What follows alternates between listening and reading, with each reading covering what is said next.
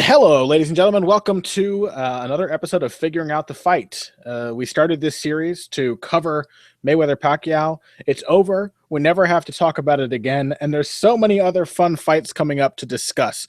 I am Connor Rebush, and with me is Kyle McLaughlin, both of us representing badlefthook.com, your source of all boxing coverage, blah, blah, blah. We are here today to discuss Canelo Kirkland. Saul Canelo Alvarez is fighting James Kirkland in the main event of this Saturday's. What's his facial expression here, Kyle? Oh, sorry, man. I didn't even realise you were looking at me. I didn't know if it popped up. So I was just sorry for everyone watching. I was just making a funny face.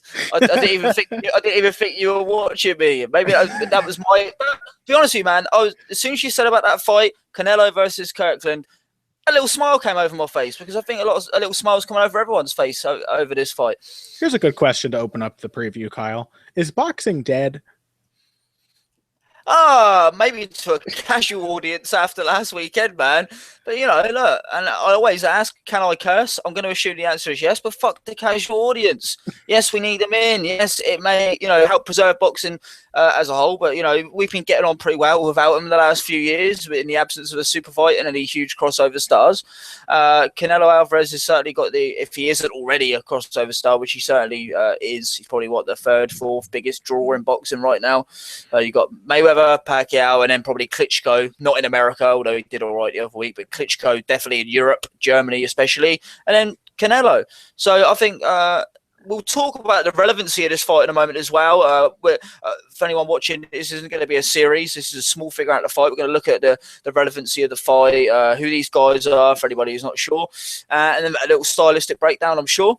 And but yeah, it's an interesting fight in terms of guaranteed excitement because I think that these styles mesh for a matchup that, unless they come up with a totally different thing that we've seen from either of these guys, it's going to be a bit of a shootout, I think. I think Kirkland's going to make it a bit of a shootout. But let's get on that eventually, man. I interrupted your interview with your introduction with a silly smiley face I was making. So No, well, to me, I mean, we may as well just jump into discussion of the fight. And to me, this fight is very much what I hoped the Canelo Angulo fight could be.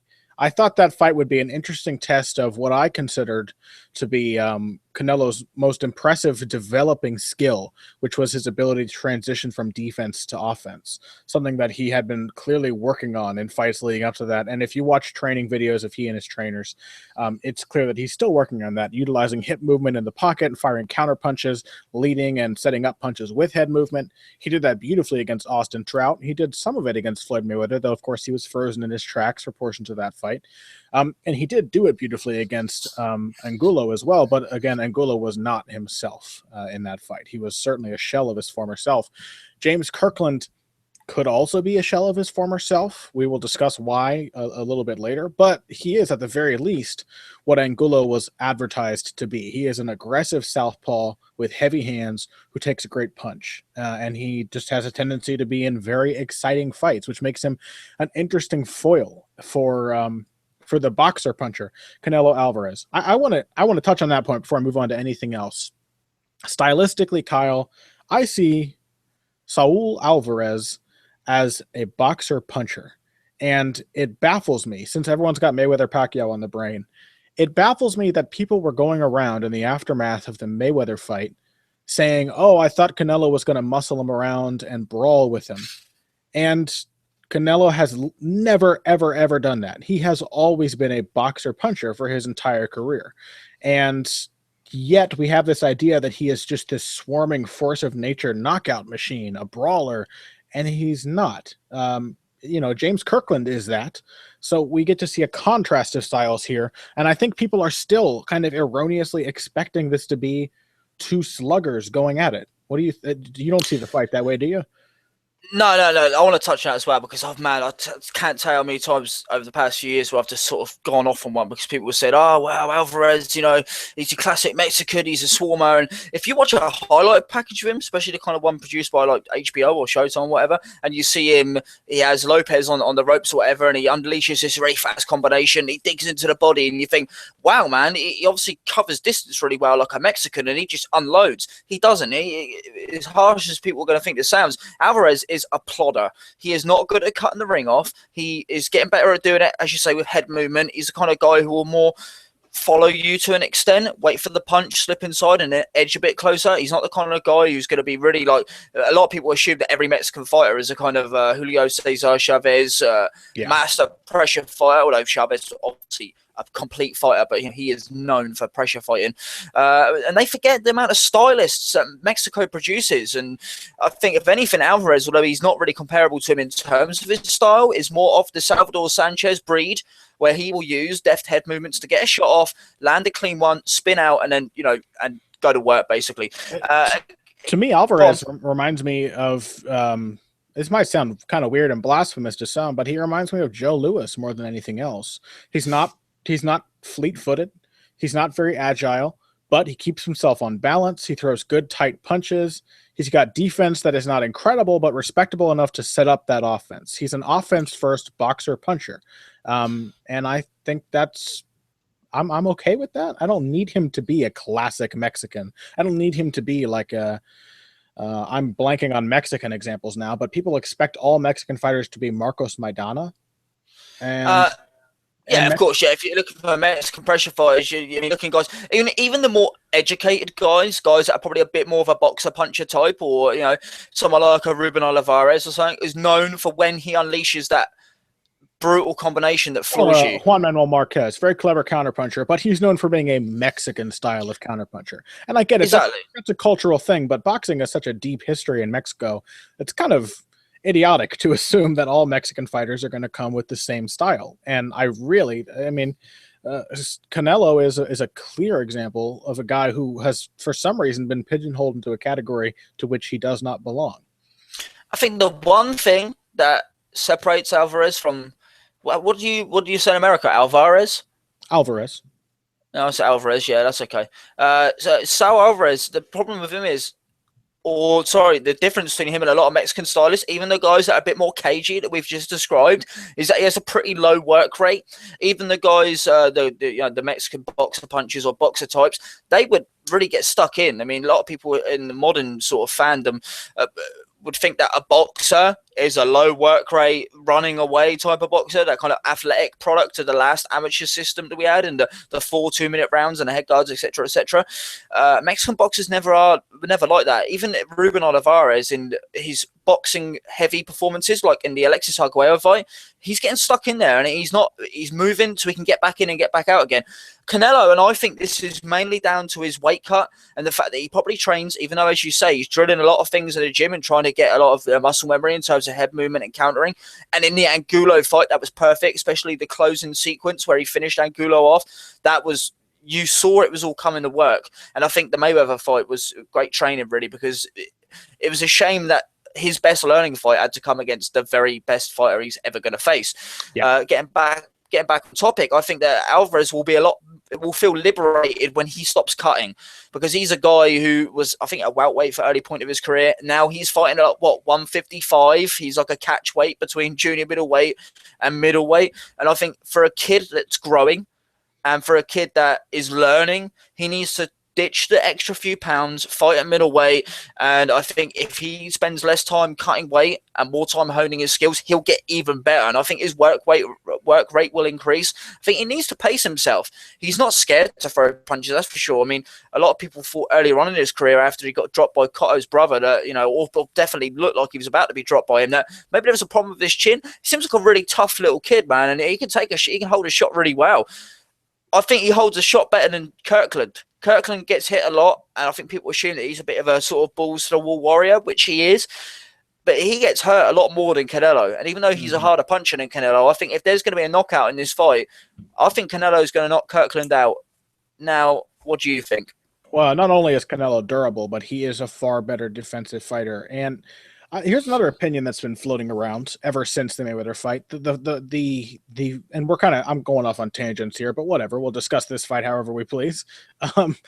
The disappointment in Canelo from his fans that he did not do what they expected a Mexican boxer to do seems to have given this long-standing idea that he's not being trained properly, that his trainers are substandard.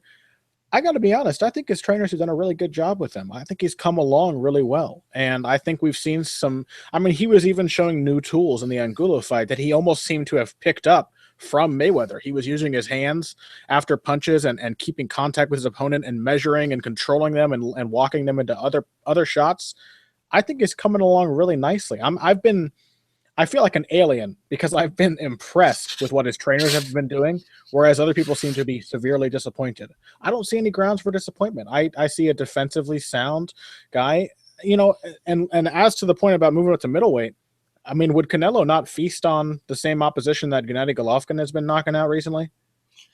Yeah, I mean, we probably wouldn't spark about as easily. And I think the big problem with Canelo is going to be he doesn't have a particularly long reach. And I hate to mention him in the same bracket as this. But John Conte was one of the most talented, I think, in my opinion, the most talented fighter Britain has ever had in terms of pure skill. If anyone wants to hit me up and about that in the comments, I'll gladly school you. But John Conte he had T-Rex arms, man. And he was a tremendous jabber. Probably one of the best jabber that the light heavyweight division has ever seen. One of the most cultured left hands that the light heavyweight division has ever seen. In a division that's packed full of them. So is a short reach necessarily going to equate to struggling?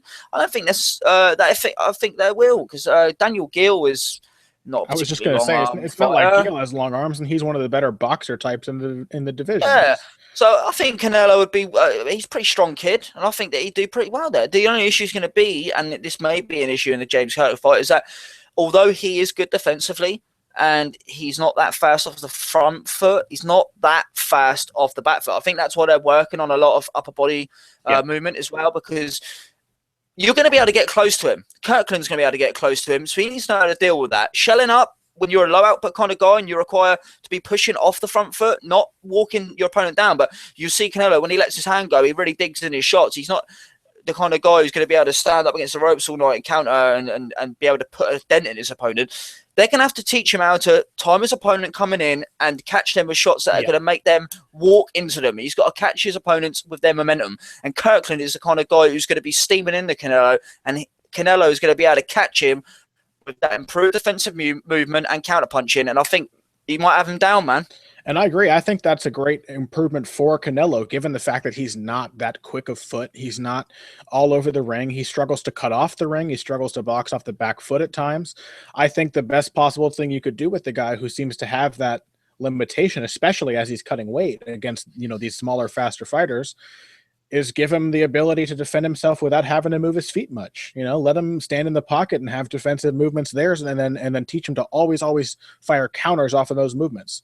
And I think since the Austin Trout fight, we've seen that skill set come along.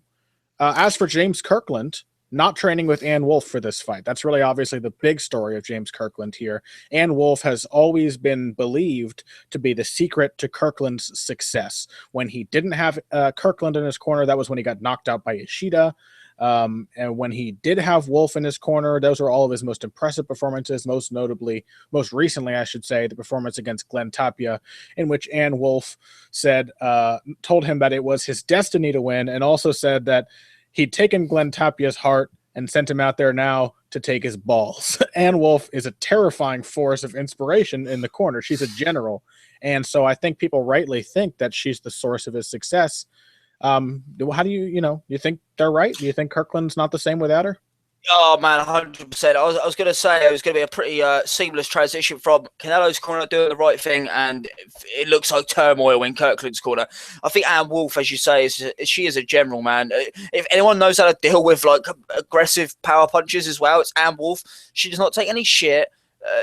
There's a reason that guys respect her. And that's because she knows her boxing. She knows her boxing, and she knows how to get the best out of you. I see her, she's quite good tactically, but mainly she's good for guys who are capable offensively. I see her as a kind of Teddy Atlas kind of figure as well, as you say. Like, she really does spur James Kirkland on. Clearly, the guy is not that mentally tough because he has issues. Or like Joe Goosen at his best, who was also always really good at working with brawlers. Joe Goosen in the corner of Corrales against Castillo, and just that kind of stern, commanding voice that fighter who doesn't like to think. They just need that voice with like simple instructions and encouraging. That's what Ann Wolfe does for Kirkland. Yeah, and Kirkland's kind of the guy who needs encouragement. You rightly pointed to the Ishida fight. I mean, clearly he was not prepared, but there's a few fights as well with Kirkland where people look at the Ishida fight and they look at the Angulo fight where he got dropped early and then he came back. But man, he's been buzzed by like journeyman as well. I remember the first fight he had when he came back after the I think the second prison term. He got stanky leg by some utter journeyman who was, I think, losing record. I can't remember what the guy was, but Kirkland doesn't mind getting hit, but he's the kind of guy who is not great at getting hit because his body wants him to get up. I think he's a real short, stocky guy who's probably packed on a bit too much muscle, and he's probably shouldn't be fighting at light middleweight. He is there. His body is never going to change. You know what I mean? He is a light middleweight by all means. Yeah. But he's a kind of guy that I'm not sure that he can really stand up to light middleweight punches. Ishida was not a big hitter, and he had him all over the place. Not only that, but he really damaged his face really quickly. Yeah. So I've got to think that this fight is perfect for Canelo because Kirkland's going to come forward. He's going to make it an interesting fight. It's going to make it an exciting fight because Canelo can't really go backwards, as we say. He is also sloppy enough in his offense that Canelo is going to be able to do what he does best and counter guys in the pocket, so to speak. And I also think that maybe Canelo might be to get the kind of best stoppage, or is it maybe the only stoppage he's had since Baldomir? He dropped Trout. Lopez. Yeah, again, that was what I said earlier. That was a kind of sustained flurry. I mean, I think that was the kind of fight that showed me that Canelo is not a brilliant. Oh, you mean like the only one punch stoppage of his? Since... Yeah, but I mean, again, Canelo walked Lopez down. I think it showed as well that he can get a lot of meat on his punches, but he is at his best as a counter puncher because he stepped back from Baldomir, whipped in. Was it a right uppercut that he caught him with, or a left uppercut? You got him with a left hook. Oh, was it a left hook? But he stepped back, didn't he, and caught him with that as Baldomir was coming forward and flattened him on his face. And Baldomir, I know he hadn't fought for a while and he was past his best, but he's still a tough as nails bastard. Do you know what I mean? And I think he's gonna. And Baldomir said after that, you can attribute this less to Canelo's power and more to his timing. Baldomir said it was the hardest punch he'd ever been hit with when Canelo put him down. So look, I was asked today by a very good friend of mine who's probably watching this video. Hello, you know you are. Big Canelo fan, big boxing fan. And he said to me, look, what's your prediction? And I said, Canelo anywhere between 1 and 5, which seems kind of vague prediction for me. I like to kind of make. I'm not really much of a round predictor, but I tend to know what sort of rounds guys are shaking. But Canelo might catch Kirkland really early, like Angulo did. And Kirkland, look, he hasn't fought for nearly 2 years. The Glenn Tapia performance was very good, but he's a guy who needs to be kept in ring worthy, so to speak, and to shake the ring rust off. And it might be that he comes out and just gets blasted. It might be that he makes a fight of it for a few rounds while Canelo gets into a groove and then Canelo catches him with something. I think if Kirkland can withstand Canelo's punches, because there's a chance that he might. He's not a wet tissue by any means, but he's just not iron. I think he can make it a really interesting fight. Canelo's not going to be able to run away from him, so he's going to have to counter in the pocket. And those fights are great. When a guy can't get away, but he's really good at countering the pocket, and the other guy's going to give him plenty of opportunities to counter. Those are great fights, man. So I think that's the reason people are excited for this fight, because in terms of relevancy, I'm not really sure that Kirkland is that relevant at the moment. He's sort of well known to boxing fans, and he's known for being exciting. But I don't think there's any reason to think that he's a highly ranked contender at junior middleweight, considering he hasn't fought for nearly 2 years. So, but in terms of styles, it's basically guaranteed action. I mean, yeah, definitely. One thing before I move on, I will say, play a little devil's advocate here. There is the possibility that James Kirkland shows up not only renewed, but with a different approach. He has said that unlike the last time he wasn't working with Ann Wolfe, that Ann was always really good with conditioning, but he's in good shape and he's been working on other things. I think he's alluded to the fact that he's trying to be a little more defensively savvy, maybe trying to boxer punch himself rather than trying to pressure fight and swarm Canelo. So it is possible that we see a different James Kirkland, and that this fight doesn't necessarily end up being disappointing, but that we have a more tactical fight. But if it depends on how adaptable James Kirkland is. Does Ann Wolfe get the best out of him, or does he fight like that because that's how Ann Wolfe wants him to fight? You have to wonder. Kirkland's not slow either. Canelo's got the hand speed edge, but Kirkland's not slow. He is, to go back to an earlier comparison, I hate to bring this guy up all the time because we said in a video the other week that we actually really like this guy, but Marcos Maidana is slow. He's really slow. And if Kirkland does come forward like Maidana, he's not slow, and he is a southpaw, and he is relatively fast-handed, and he mixes up his shots well. He will mix up to head and body, and amongst the big overhand shots, he'll mix them in. And is Kirkland a lefty? Yes. Kirkland's a lefty, all right, yeah. I'm terrible remembering stances recently, guys. You know what I mean? I can remember everybody's career, but when it comes to remembering what angle a shot come from, my memory is fading me. And can I say, this is kind of a weird abstract, but for some reason, I think infighting between southpaws and orthodox fighters is almost always the best. There's something about having opposite stance fighters in a close quarters fight that is just always phenomenal. Your power punch tends to be pretty close. Yeah. I'm thinking the way. I mean, that was the most exciting performance of Adrian Broner's career when he fought Antonio DeMarco on the inside. Definitely. I just love to see it. So, you know, Canelo counterpunching, Kirkland coming forward, colliding, fighting in close range. I'm looking forward to it. We have one other fight here. There is a PBC card this weekend as well that's got some solid fights on it. We're not going to discuss that today, unfortunately, but there is one other fight on the Canelo versus Kirkland card that we think is worth discussion, which is I don't know if you could call him a blue chip prospect, Frankie Gomez. He's certainly a hot prospect. He's well regarded, coming out of the wild card gym, if I'm not mistaken, under Freddie Roach. And he is fighting longtime Mexican journeyman, and I say journeyman with the highest respect possible, Humberto Soto. And that is an interesting fight. How do you see that one playing out?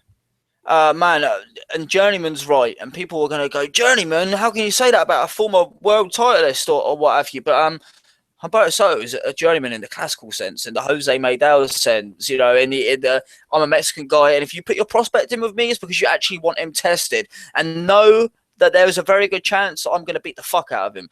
Because Humberto Soto, man, even at light welterweight, which is crazy because he never really looked particularly huge at super featherweight or lightweight, but he is a good size light welterweight, and he's still got it, man. He's tough as nails. He loves nothing more than beating the hell out of a streaking fighter. He's got, I mean, let's just go back. And if we go back to 2008, we've got Francisco Lorenzo, Benoit Gaudet, Aristides Perez, Fidel Munoz.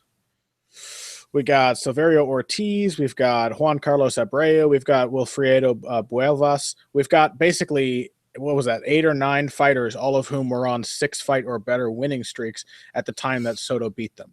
He just loves to have people who are on fire and just to take it away from him. He specializes in it. So to throw Frankie Gomez in with him is a tough test for Frankie Gomez, a very tough test. It's the right time though, man, because look, when Gomez came out, when he first came out when he turned professional, I think he won like I think a bronze or a silver at the World Amateur Championships when he was like 17, 18. He came out, man, and people were really excited about this kid. And he has been moved along well. I think he's had some periods of inactivity because I remember he went off my radar for a while when I was really excited about him. And then I wasn't as much. And now I'm like, oh, shit, man, he was a really good prospect. This is the perfect fight for him because this is the kind of fight, as you said, if you put your prospects in with him, you're going to find this is the litmus test. Is Gomez for real? Is he going to move on the challenge at light welter? Or has been brought along badly because, hey, he's still young. I think he's 23, 24. So if he gets beat by Soto, it's not the end of the world. It shows you where you need to improve on. But this is the one, man. If he beats Soto, then it shows all that promise in him was worth it. It's kind of like when Benavidez Jr. recently, they threw him in with Mauricio Herrera, and he looked pretty awful in that fight. But at the same time, he showed that he's got enough to hang with him. And even though he won the decision, nobody actually thinks he won, not in my opinion anyway, and a few other people's opinions, he did not win that fight. Everyone's You're shaking your head. Yeah, he didn't win that fight. Unless you're a Benavidez Jr. fan, he didn't win that fight. But this is the kind of fight. Oh, you know what, man? We've wasted time with him. Who's tough? Who can really show it about him? Gomez will show a lot about himself in a competitive loss or a draw or maybe even a robbery win than he would against another 10 fights where he blows the guy out in a round and they are there to lose. It's like Gary Russell Jr., man. He fought nobody for years. Then you put him in with Lomachenko and he loses pretty wide. But, you see that he can hang with a guy that talented. Yeah. Put him in with Johnny Gonzalez and he destroys him. You've got to season these guys against top-level opposition, and this is the right time for Gomez. Yeah, and how do you see it one playing out? Stylistically, Gomez is kind of a weird one for a wild card fighter. Typically, the Freddie Roach prospects are aggressive. Even when fighters go to him, they come out of the gym more aggressive. It seems, Freddie Roach loves effective aggression. That's the thing that he teaches to his fighters.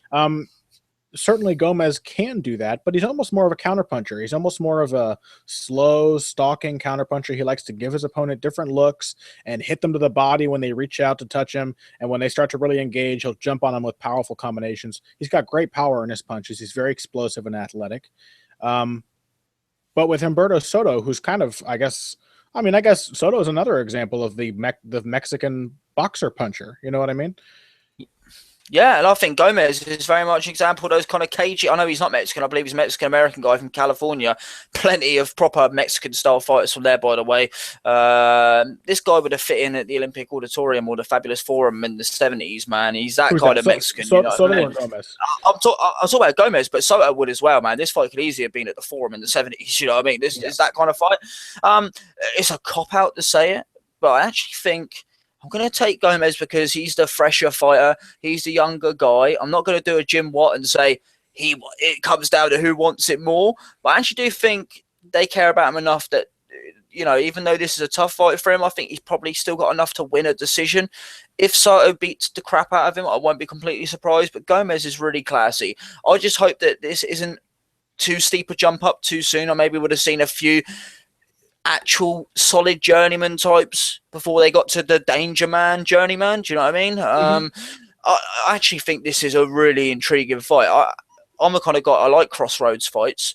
I often like crossroads fights between two guys at sort of world level that is not competitive, because this one's more of a toss-up for me than Canelo versus Kirkland, if that makes sense. Really, really intrigued the way to see how it pans out. So I guess excuse me, I'll retract my earlier statement that I picked Gomez. I'm going to sit on the fence on this one because I just want to see how it plays out, because it's one of those fights where you need to learn more about one of the fighters. We know what Soto's going to do. We know what he's capable of. I don't think he's just going to steamroll because he's grown old overnight. We know what he's going to do. Let's see how Gomez gets on. I hope Gomez acquits himself well. I'll say that much. I think I can. I'm going to go ahead and pick Gomez. I'll stick my neck out, and I think this is, you know, his time. He's a weird fighter stylistically. It's almost hard. I understand where you're coming from because it's almost hard to get a beat on him. He has, you know, in his performances about, like, you know, what kind of style would be a bad matchup for him. But he went against a pretty crafty guy in his last fight, Vernon Paris, and I dealt with him pretty capably, and, you know, in my opinion, he knocked him down. He basically won every round. He was kind of low on output, which I think has kind of been a worrying thing about him throughout his career. But, you know, he makes his bursts effective.